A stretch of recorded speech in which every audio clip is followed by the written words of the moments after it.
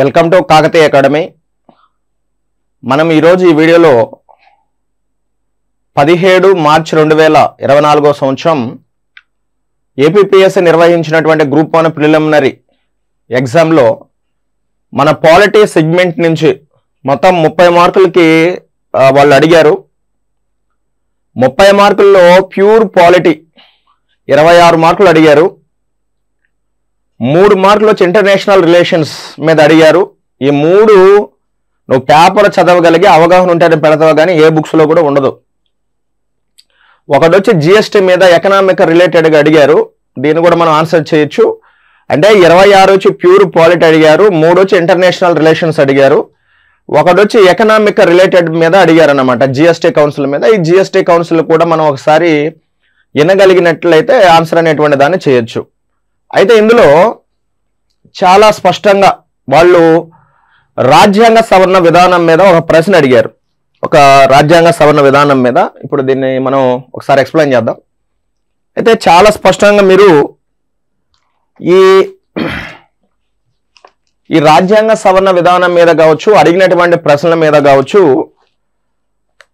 మన polity class notes ఏదైతే ఉంటుందో, మన పిల్లలు ఎవరైతే నా క్లాస్ వింటూ ఉంటారో వాళ్ళు ఖచ్చితంగా కూడా చదువుతూ ఉంటారు. మిగిలిన వాళ్ళు కూడా ఖచ్చితంగా ఈ పాలిటీ నోట్స్ అనేటువంటి దాన్ని మస్ట్ అండ్ షుడ్ చదవండి మీరు. ఎందువల్లంటే దీన్ని టెక్నిక్స్ పరంగా కానీ ఒక సబ్జెక్ట్ని ఒక హైరార్కీ పద్ధతిలో కానీ చాలా క్లియర్గా తీసుకురావడం జరిగింది. మీకు ఆ ఫెబినియన్ సామ్యవాదం కానీ అవన్నీ కూడా. సరే, ఈ వీడియోలో మనం రాజ్యాంగ సవరణ విధానం మీద చెప్తున్నాం కాబట్టి సో పేజీ నెంబర్ 53 పేజీ మీరు ఒకసారి కానీ చూసినట్లయితే చాలా క్లియర్ కట్గా మనం ఈ నోట్స్లో డీటెయిల్గా చెప్పుకున్నాం. రాజ్యాంగ సవరణ విధానము ఎన్ని విధాలుగా సవరిస్తారు, ఆర్టికల్ 368 ప్రకారం ఎన్ని విధాలుగా సవరిస్తారు, ఆర్టికల్ నెంబర్ 100 ప్రకారం ఎలా సవరిస్తారు, ఇవన్నీ కూడా ఈ నోట్స్లో చాలా డీటెయిల్గా రాసున్నాను. ఆల్రెడీ మీరు ఎవరైతే మీ దగ్గర నోట్స్ ఉందో 53వ పేజీ ఓపెన్ చేసి మన క్లాస్ నోట్స్లో చూడండి. లేని వాళ్ళు కూడా ఖచ్చితంగా తీసుకోండి. తెలంగాణ అయినా ఆంధ్ర అయినా ఎవరైనా సరే, యూపీఎస్ అయినా ఈవెన్, కాకపోతే తెలుగు మీడియంలో ఉంటుంది, ఇంగ్లీష్లో కూడా ఈజీగా మీరు అర్థం చేసుకోవచ్చు, అదేం పెద్ద కష్టమేం కాదు. క్లాస్ నోట్స్ ఇది చాలా అద్భుతంగా ఉంది, ఒకసారి కన్సల్ట్ చేయండి. లడ్డు బుక్లంతా కూడా చదివి దాంట్లో పనికి మాలిన చెత్త అంతా కూడా ఉండి అనవసరమైనటువంటి డేటా అంతా కూడా రాసేసుకొని మభ్య పెట్టడం దాకా ఎందుకు ఉపయోగపడదు. ఆ బుక్కుల్లో ఉన్నటువంటి 50% కూడా కన్సర్న్ ఫ్యాకల్టీ అనేటువంటి వాళ్ళు టీచ్ చేయరు. ఓకేనా, రైట్. సరే, ఈ నోట్స్ అయితే అందరూ చదవండి. ఇది ఒకటి మీకు. తర్వాత ఏపీ హిస్టరీ పరంగా అడిగినటువంటి ప్రతి ప్రశ్న కూడా మన అకాడమీ నుంచి శ్రీనివాసులు సార్ రాసినటువంటి ఏపీ హిస్టరీ బుక్ పేజీలతో సహా మన సార్ ఇప్పుడు చెప్పబోతున్నారు నెక్స్ట్ వీడియోలో. చాలా స్పష్టంగా మీరు చూడొచ్చు. సో సింపుల్గా ఒకటి మీకు ఎగ్జాంపుల్గా నేను చెప్తున్నా, అంటే ఏపీ హిస్టరీ సార్ చెప్తారు, అబ్దుల్ రజాక్ ఎవరి కాలంలో వచ్చారని అడిగారు. చాలా ఫండమెంటల్ ప్రశ్న, నేను దాని గురించి అని చెప్పడం లేదు.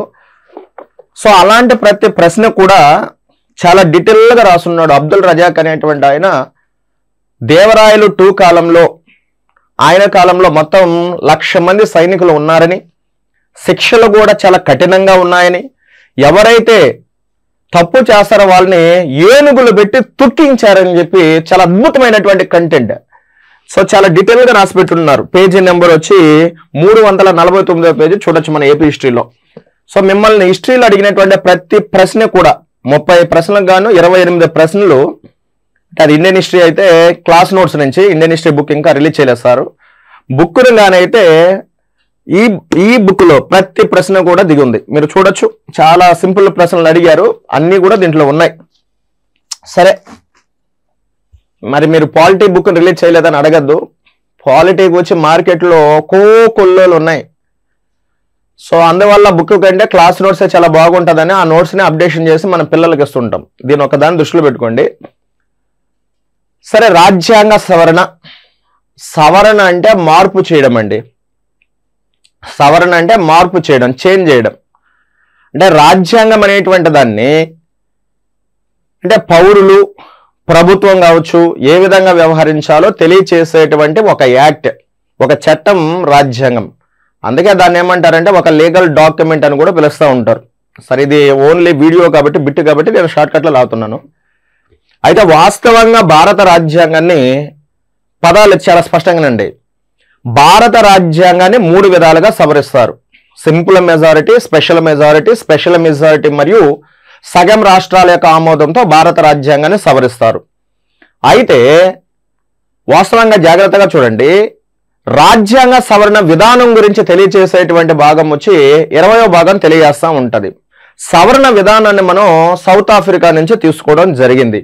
భారత రాజ్యాంగంలో రాజ్యాంగ సవరణ విధానం గురించి తెలియజేసేది వచ్చి ఆర్టికల్ 368 ప్రకారం రాజ్యాంగాన్ని 2 విధాలుగా సవరిస్తారు. ఒకటి స్పెషల్ మెజారిటీ మరియు సగం రాష్ట్రాల యొక్క ఆమోదం ద్వారా భారత రాజ్యాంగాన్ని సవరిస్తారు. అందువల్ల స్పెషల్ మెజారిటీ మరియు సగం రాష్ట్రాల యొక్క ఆమోదం ద్వారా రాజ్యాంగాన్ని సవరిస్తే వాటిని రాజ్యాంగ సవరణ చట్టాలుగా పరిగణిస్తూ ఉంటారు. కాన్స్టిట్యూషన్ అమెండ్మెంట్ యాక్ట్ అని పిలుస్తూ ఉంటారు. సింపుల్ మెజారిటీ ద్వారా రాజ్యాంగాన్ని సవరిస్తే వాటిని రాజ్యాంగ సవరణ చట్టాలు అని పిలవరు, వాటిని సాధారణ చట్టాలను పిలుస్తారు, ఆర్డినరీ లాస్ అని పిలుస్తూ ఉంటారు. అయితే ఈ సింపుల్ మెజారిటీ గురించి ఆర్టికల్ 368లో చెప్పలేదు.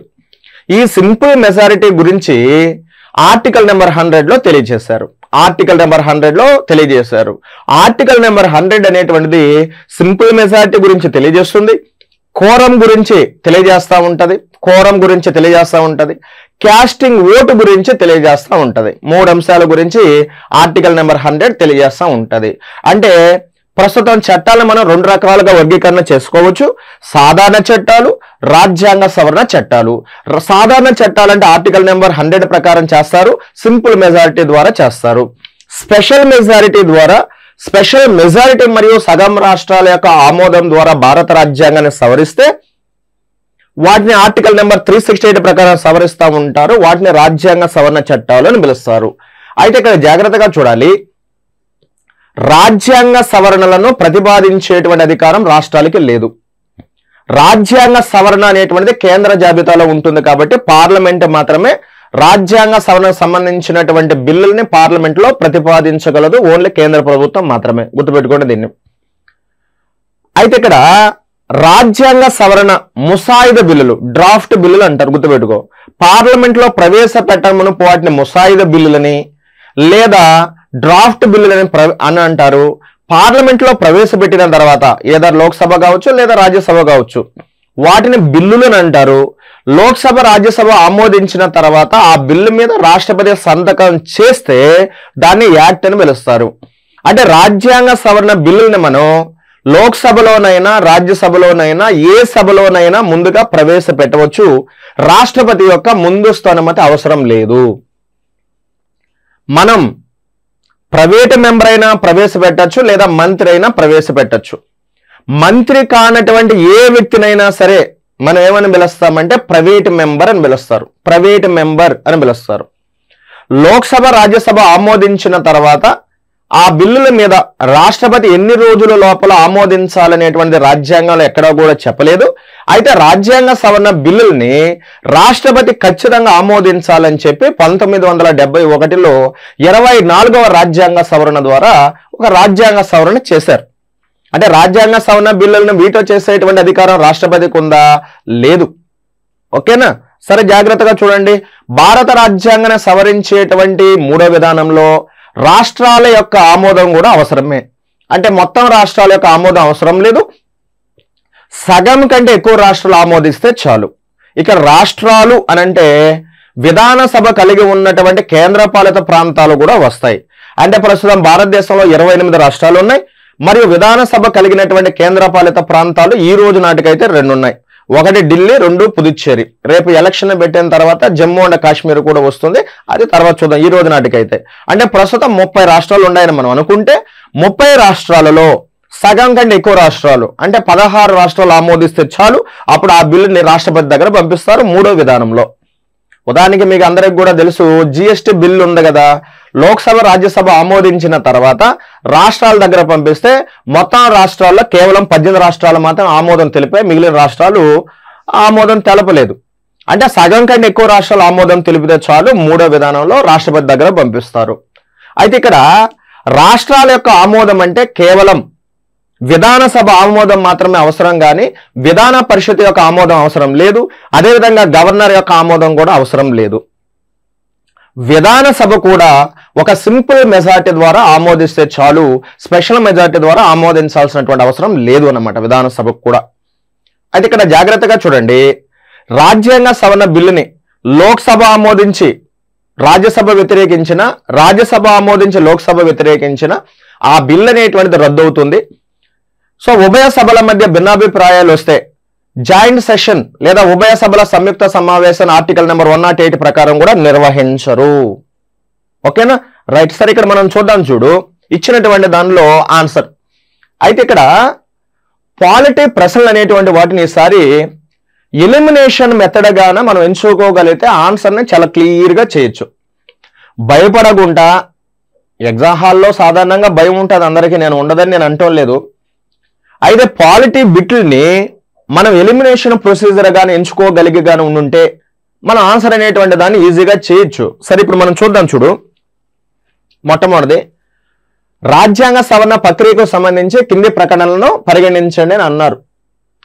సరే, మొట్టమొదటిది పార్లమెంటు సభలోని ప్రైవేటు సభ్యుడు రాష్ట్రపతి ముందస్తు అనుమతి తర్వాత మాత్రమే రాజ్యాంగ సవరణ బిల్లును ప్రవేశపెట్టగలరు. ఇప్పుడే మనం చెప్పాం, రాజ్యాంగ సవరణ ముసాయిదా బిల్లులను లోక్సభలో అయినా రాజ్యసభలోనైనా ఏ సభలోనైనా ముందుగా ప్రవేశపెట్టచ్చు. దాని ప్రైవేట్ మెంబర్ అయినా ప్రవేశపెట్టచ్చు, లేదా పబ్లిక్ మెంబర్ అంటే మినిస్టర్ కానటువంటి ఏ వ్యక్తినైనా సరే మనం ఏమంటామంటే ప్రైవేట్ మెంబర్ అని పిలుస్తారు. ఓకేనా. అయితే ఇక్కడ రాష్ట్రపతి యొక్క ముందస్తు అనుమతి అనేటువంటిది రాజ్యాంగ సవరణ బిల్లులకి అవసరం లేదు. అదే రాష్ట్రాల పునర్వ్యవస్థీకరణ బిల్లుని లోక్సభలో కానీ రాజ్యసభలో కానీ ప్రవేశపెట్టాలంటే రాష్ట్రపతి యొక్క ముందస్తు అనుమతి అవసరం, కానీ రాజ్యాంగ సవరణ బిల్లుల్ని లోక్సభలో కానీ రాజ్యసభలో కానీ ముందుగా ప్రవేశపెట్టాలంటే రాష్ట్రపతి యొక్క ముందస్తు అనుమతి అవసరం లేదు. అయితే ఇక్కడ ఏమన్నారు, పార్లమెంటులో ఒక ప్రైవేట్ మెంబరు రాష్ట్రపతి యొక్క ముందస్తు అనుమతి తీసుకొని రాజ్యాంగ సవరణ బిల్లుని పార్లమెంట్ లో ప్రవేశపెట్టాలని అన్నారు. వాస్తవంగా బిల్లు అనకూడదు, ఇక్కడ రాజ్యాంగ సవరణ ముసాయిదా బిల్లు అని అనాలి. ఓకే. అయితే ఇక్కడ రాష్ట్రపతి యొక్క ముందస్తు అనుమతి తర్వాత అన్నాడు కదా, అంటే ఆప్షన్ నెంబర్ 1 అనేటువంటిది తప్పు. అయితే కింద ఆన్సర్ చూడండి, పైన ఇచ్చినటువంటి ప్రకటనలో సరిగ్గా ఉన్నవి ఏంటి అని అడిగాడు. అంటే ఇప్పుడు మీరు ఎలిమినేషన్ ప్రొసీజర్లోకి వెళ్ళిపోతే ఒకటి ఏదైతే ఉంటుందో అది ఆన్సర్ 100% కాదు. అర్థమైపోయింది కదా. ఇప్పుడు మీరు ఒకటో దాన్ని ఇక్కడ ఆప్షన్ నెంబర్ 1లో ఏముంది, 2 మరియు 4, రెండో దాంట్లో 1, 3 మరియు 4, మూడో దాంట్లో 1 మరియు 3, నాలుగో దాంట్లో 3 మాత్రమే ఉంది కదా. అంటే ఇప్పుడు మనం చూద్దాం. చూడు, 3 అంటే మనకు ఒకటోది ఏదైతే ఉంటుందో అది ఆన్సర్ అయి ఉండకూడదు అనమాట. అంటే ఇప్పుడు 2 అయి ఉండదు, అదేవిధంగా 3 అయి ఉండదు. అంటే ఈధర్ 1 కానీ లేదా 4 కానీ ఆన్సర్ అయి ఉండాలన్నమాట వాడు ఇచ్చినటువంటి ఆన్సర్లో. సరే, రెండో చూద్దాం. చూడు, భారత రాజ్యాంగంలోని ఆర్టికల్ 368 3 రకాల సవరణలను అందిస్తుంది. ఇక్కడ వరకు చాలు మనకు. అంటే ఆర్టికల్ నెంబర్ 368 3 రకాలుగా రాజ్యాంగాన్ని సవరిస్తుందా? తప్పు కదా. అంటే ఆర్టికల్ నెంబర్ 368 ఎన్ని రకాల రాజ్యాంగ సవరణని తెలియజేస్తుంది మనకు అని అంటే జాగ్రత్తగా చూడండి. సో ఆర్టికల్ నెంబర్ 368 అనేటువంటిది 2 విధానాలు తెలియజేస్తూ ఉంటది. ఒకటి స్పెషల్ మెజారిటీ, రెండోది వచ్చి special majority plus ratification of the states, అంటే సగం రాష్ట్రాల ఆమోదం. అదే విధంగా ఆర్టికల్ నెంబర్ 100 అనేటువంటిది ఒక విధానం, అంటే అది సింపుల్ మెజారిటీ గురించి తెలియజేస్తూ ఉంటది. ఓవరాల్ గా భారత రాజ్యాంగాన్ని ఎన్ని విధాలుగా సవరిస్తారంటే 3 విధాలుగా సవరిస్తారు. అంటే ఆర్టికల్ నెంబర్ 368 2 విధానాలు తెలియజేస్తూ ఉంటది. అంటే ఇక్కడ భారత రాజ్యాంగంలోని ఆర్టికల్ నెంబర్ 368 3 రకాల సవరణలను అందిస్తుంది. అంటే ఈ స్టేట్మెంట్ తప్పు కదా. సరే, సాధారణ మెజారిటీ, ప్రత్యేక మెజారిటీ మరియు సాధారణ మెజారిటీతో పాటు సగం రాష్ట్రాల యొక్క ఆమోదం. అంటే ఇప్పుడు ఆర్టికల్ నెంబర్ 368 సింపుల్ మెజారిటీ గురించి తెలియజేస్తుందా? తెలియచేయదు కదా. అంటే ఇప్పుడు రెండోది కూడా తప్పే. అంటే ఇక్కడ చూద్దాం. చూడు, ఒకటో ఆప్షన్లో ఏముంది, 2 మరియు 4, నాలుగో ఆప్షన్లో 3. అంటే ఇప్పుడు ఒకటో ఆప్షన్ కూడా తప్పు కదా.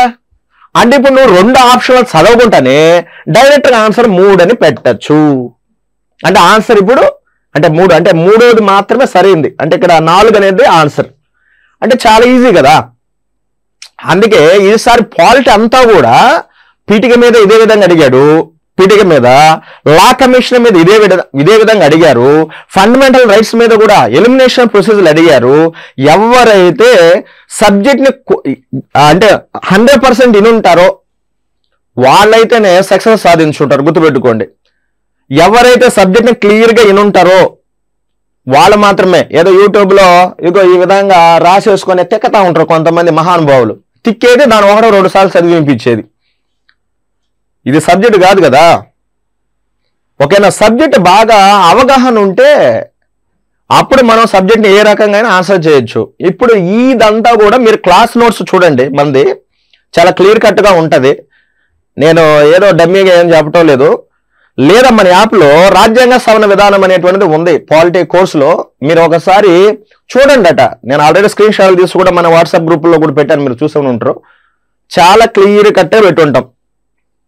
ఓకే రైట్, చాలా జాగ్రత్తగా చూడండి. అంటే ఇలాంటి కంటెంట్ సబ్జెక్ట్ ని పూర్తి స్థాయిలో ఇంటే గానీ అది ఆన్సర్ చేయలేం. ఏదో షార్ట్ కట్ నోట్స్, బుడ్డ నోట్స్, గన్ షాట్ క్వశ్చన్లు ఎన్ని ఉండవు. కాంపిటేటివ్ లో ఇంపార్టెంట్ అన్ఇంపార్టెంట్ అనేటువంటిది ఉండదు, అన్ని కూడా ఇంపార్టెంటే.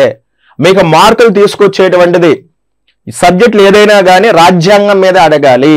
రాజ్యాంగం మీద నీకు సంపూర్ణమైన అవగాహన గాని ఉంటే పాలిటీలో మంచి మార్కులు వస్తాయి.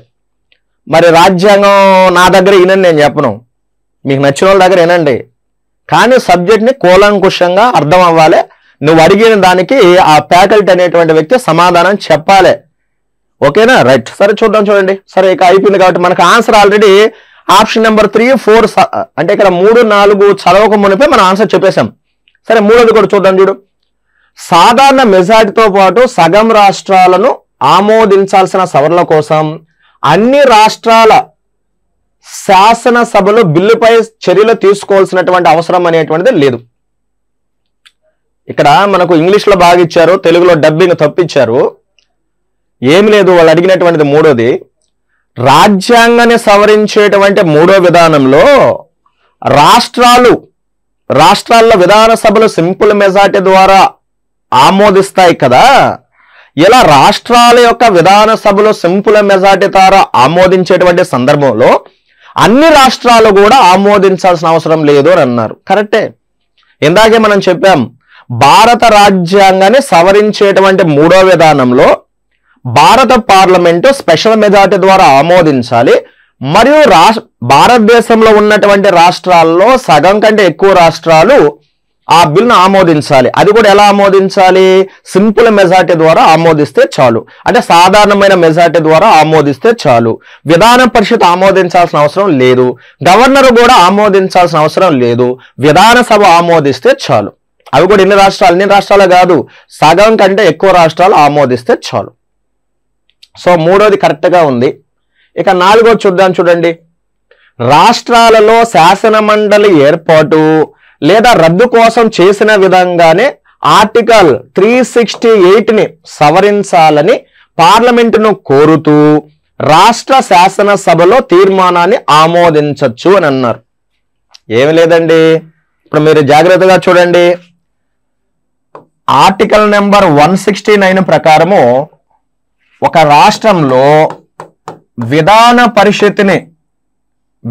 పరిషత్తుని ఏర్పాటు చేయాలని కానీ లేదా రద్దు చేయాలని కానీ ఆ రాష్ట్ర విధానసభ ఒక ప్రత్యేకమైనటువంటి తీర్మానంతో ఒక తీర్మానాన్ని, అంటే ఒక రిజల్యూషన్ పాస్ చేయాలి. మొట్టమొదటిసారిగా ఒక రిజల్యూషన్ పాస్ చేసి దాన్ని ఎక్కడ పంపించాలంటే పార్లమెంట్ వద్దకు పంపించాల.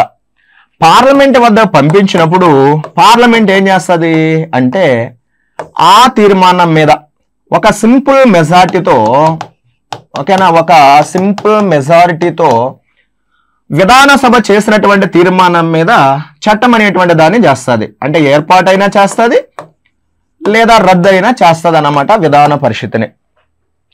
అయితే ఇక్కడ జాగ్రత్తగా చూద్దాం. చూడండి, మొట్టమొదటిసారిగా ఏర్పాటు అంటే విధాన పరిషత్ ఏర్పాటు మీద ఒకదాన్ని మనం మాట్లాడదాం. చూడు, ఒక రాష్ట్రంలో విధాన పరిషత్ని ఏర్పాటు చేయాలని ఆ రాష్ట్ర విధానసభ ఒక ప్రత్యేకమైన తీర్మానాన్ని ఆమోదించే పార్లమెంట్ వద్దకు పంపిస్తే పార్లమెంట్ ఒక సింపుల్ మెజారిటీ ద్వారా ఆ రాష్ట్రంలో విధాన పరిషత్ని ఏర్పాటు చేస్తుంది. అయితే వాస్తవంగా చూడండి, మరి విధానసభ చేసినటువంటి తీర్మానాన్ని పార్లమెంట్ అనేటువంటిది ఖచ్చితంగా ఆమోదించాలనా? విధానసభ చేసినటువంటి తీర్మానాన్ని పార్లమెంట్ ఆమోదించవచ్చు లేదా వ్యతిరేకించవచ్చు. అయితే ఎలాంటి నిర్ణయాన్ని కూడా చెప్పకుండా సైలెంట్ గా ఉండొచ్చు. అంటే విధానసభ చేసినటువంటి తీర్మానం మీద తను నిర్ణయం తీసుకుంటున్నానా తీసుకోవటం లేదనేటువంటి అంశాన్ని కూడా చెప్పకపోవచ్చు. ఒకవేళ ఏదో ఒక నిర్ణయం ఎన్ని రోజుల లోపల తీసుకోవాలనేటువంటి దాని మీద కూడా రాజ్యాంగాలు ఎక్కడా కూడా చెప్పలేదు. మళ్ళీ అదే విధంగా రద్దు చూద్దాం. చూడండి, మనం రద్దు సేమ్ మెథడ్. ఒక రాష్ట్రంలో విధాన పరిషత్తుని రద్దు చేయాలని ఆ రాష్ట్ర విధానసభ ఒక ప్రత్యేకమైన తీర్మానంతో ఒక తీర్మానాన్ని ఆమోదించి ఆ తీర్మానం పార్లమెంట్ వద్ద పంపిస్తే పార్లమెంట్ ఒక సింపుల్ మెజార్టీ ద్వారా ఆ రాష్ట్రంలో విధాన పరిషత్తుని రద్దు చేస్తుంది. అంటే ఇక్కడ విధానసభ ఏర్పాటు లేదా రద్దు చేయాలని మొట్టమొదటిసారిగా కోరుకోవాల్సింది ఎవరంటే విధానసభ. అది కూడా ఏ మెజార్టీతో? ఒక ప్రత్యేకమైన మెజార్టీతో ఒక తీర్మానం ఆమోదించి పార్లమెంట్ వద్ద పంపించాలా. పార్లమెంట్ ఏర్పాటు లేదా రద్దు మీద ఒక సింపుల్ మెజార్టీతో చట్టం అనేటువంటి దాన్ని చేస్తుంది. అంటే ఇది రాజ్యాంగ సవరణ కాదే. మన ఉమ్మడి ఆంధ్రప్రదేశ్లో యునైటెడ్ ఏపీలో 1958 సంవత్సరంలో విధాన పరిషత్ అనేటువంటి దాన్ని ఏర్పాటు చేశారు. ఆ తర్వాత 1985లో విధాన పరిషత్ని రద్దు చేశారు. అంటే నీలం సంజీవ్ రెడ్డి సీఎంగా ఉన్నప్పుడు ఏర్పాటు చేశారు. అదేవిధంగా ఎన్టీఆర్ సీఎంగా ఉన్నప్పుడు రద్దు చేశారు. మళ్ళీ 2005 సంవత్సరంలో మన వైఎస్ రాజశేఖర రెడ్డి గారు సీఎంగా ఉన్నప్పుడు విధాన పరిషత్ అనేటువంటి దాన్ని ఏర్పాటు చేయాలని ఒక తీర్మానాన్ని ఆమోదించి పంపించారు పార్లమెంట్ వద్దకి. 2006 సంవత్సరంలో పార్లమెంట్ అనేటువంటిది ఒక సింపుల్ మెజారిటీ ద్వారా ఆంధ్రప్రదేశ్లో విధాన పరిషత్ని ఏర్పాటు చేస్తూ చట్టం అనేటువంటి దాన్ని చేసింది 2006లో. ఈ చట్టాన్ని అనుసరించి 2007 సంవత్సరంలో ఉమ్మడి ఆంధ్రప్రదేశ్లో విధాన పరిషత్ని ఏర్పాటు చేశారు. 90 సీట్లు ఉండేటివి. రాష్ట్ర విభజన తర్వాత 2014 సంవత్సరంలో ఆంధ్రప్రదేశ్కి వచ్చి 50 సీట్లు ఇచ్చారు, తెలంగాణకు వచ్చి 40 సీట్లు ఇచ్చారు. ప్రస్తుతం తెలంగాణ విధాన పరిషత్తులో వచ్చేసి 40 సీట్లు ఉన్నాయి, ఆంధ్రప్రదేశ్లో వచ్చి 58 సీట్లు ఉన్నాయి. మనకి ఇచ్చిందేమో 50 ఆంధ్రప్రదేశ్కి, ప్రస్తుతం ఉన్నదేమో 58. ఎందువల్ల అంటే రాజ్యాంగం ప్రకారము ఒక రాష్ట్ర విధాన పరిషత్తులో గరిష్ట సీట్ల సంఖ్య విధానసభలో ఉన్నటువంటి మొత్తం సీట్లలో 1/3 వంతుగా మించకుండా ఏర్పాటు చేసుకోవచ్చు. అంటే ఈ రోజు ఆంధ్రప్రదేశ్లో విధానసభలో ఉన్నటువంటిది మొత్తం 175 సీట్లు, అందులో 1/3 అంటే 58 సీట్లు. కాబట్టి మనకి ఇచ్చింది 50 అయినా ప్రస్తుతం ఏర్పాటు చేసుకున్నది 58. తెలంగాణకి ఇచ్చింది వచ్చి 40 2014లో, కానీ ప్రస్తుతానికి ఉన్నది కూడా 40. కారణం తెలంగాణ విధానసభలో మొత్తం సీట్ల సంఖ్య వచ్చేసి 119 సీట్లు ఉన్నాయి విధానసభలో. అందులో 1/3 అంటే 39.6, అంటే దాన్ని సవరిస్తే 40 సీట్లు, ఇంకా పెంచుకోవడానికి లేదు. అంటే ఇప్పుడు ఇది ఏమంటున్నాడు 4వ స్టేట్మెంట్ లో, ఒక రాష్ట్రంలో విధాన పరిషత్ని ఏ రకంగా అయితే పార్లమెంట్ ఏర్పాటు చేస్తాదో అదే విధంగా రాజ్యాంగాన్ని కూడా ఇక సవరించాలి. దీని మీద మీరు రాజ్యాంగ సవరణ చేయండి అని అన్నారు. ఇప్పుడు విధాన పరిషత్ ఏర్పాటు లేదా రద్దు మీద పార్లమెంట్ ఒక సింపుల్ మెజార్టీ ద్వారా చట్టం చేస్తుంది, అంటే రాజ్యాంగాన్ని సవరించదు. ఈడేమన్నా 4వ స్టేట్మెంట్ లో రాజ్యాంగ సవరణను కూడా ఒక సింపుల్ మెజార్టీగా ఇక చేసుకునే విధంగా మీరు ఒక చట్టం అనేటువంటి, అంటే ఒక రాజ్యాంగ సవరణ చేయండి అని అంటున్నారు. అలా సాధ్యమేనా? ఇక రాజ్యాంగాన్ని సింపుల్ మెజార్టీ ద్వారా సవరించుకుంటా పోయినాం అనుకోండి, ప్రజల యొక్క హక్కులుగా భంగం కదా. పార్లమెంట్ అనుకుంటే ఏమైనా సవరించేసుకుంటది ఈ విధంగా అయితే. అది రాజ్యాంగ మౌలిక స్వరూపానికి భంగం. సుప్రీంకోర్టు న్యాయ సమీక్ష చేసి కొట్టిపోను అవుతుంది. ఇక అర్థమైందా? రైట్. అంటే రాజ్యాంగ సవరణ మీద అత్యంత ఇంపార్టెంట్ పాయింట్ గుర్తుపెట్టుకో. రాజ్యాంగ సవరణ మీద న్యాయ సమీక్ష చేసేటువంటి అధికారం కేవలం సుప్రీంకోర్టుకి మాత్రమే ఉంది, కానీ రాష్ట్రాలకు లేదు. అంటే రాష్ట్రాల్లో ఉన్నటువంటి హైకోర్టుకి లేదు. సో కాబట్టి ఇక్కడ 4వ ఆప్షన్ కూడా తప్పు.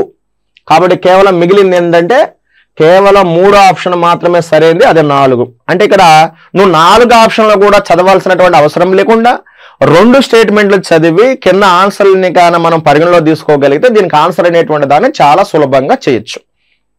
Thank you very much. Next వీడియోలో ఇంకొక కాన్సెప్ట్స్ గురించి మనం మాట్లాడదాం. పీఠిక మీద వాటి మీద ఒక్కొక్క ప్రశ్న. ఓకేనా? రైట్. ఈ పాలిటీ క్లాస్ నోట్స్ కానీ ఏపీ హిస్టరీ బుక్ కానీ కావాలనుకున్నటువంటి వ్యక్తులు మన ఆఫీస్ నెంబర్ ఉంటుంది, దానికి మీరు SMS అయినా కాల్ కానీ చేసినట్లయితే వాళ్ళు మీకు సెండ్ చేస్తారు. అదేవిధంగా పాలిటీ క్లాసులు కానీ ఏపీ హిస్టరీ కానీ మిగతా క్లాసులు వినాలనుకున్నటువంటి వ్యక్తులు ప్లే స్టోర్ నుంచి కాకతీయ అకాడమీ యాప్ అనేటువంటి దాన్ని డౌన్లోడ్ చేసుకుంటే చాలా అద్భుతమైనటువంటి కంటెంట్, అద్భుతమైన ఎనాలిసిస్, మీకేమైనా డౌట్లు వస్తే డైరెక్ట్గా సాల్వ్ చేయడానికి మేము ఉన్నాం. ఏపీ హిస్టరీ సార్ అయినా, పాలిటీ నేనైనా మీకు ఏ డౌట్ వచ్చినా మేము ఎప్పుడు కూడా అందుబాటులో ఉంటే సాల్వ్ చేస్తాం.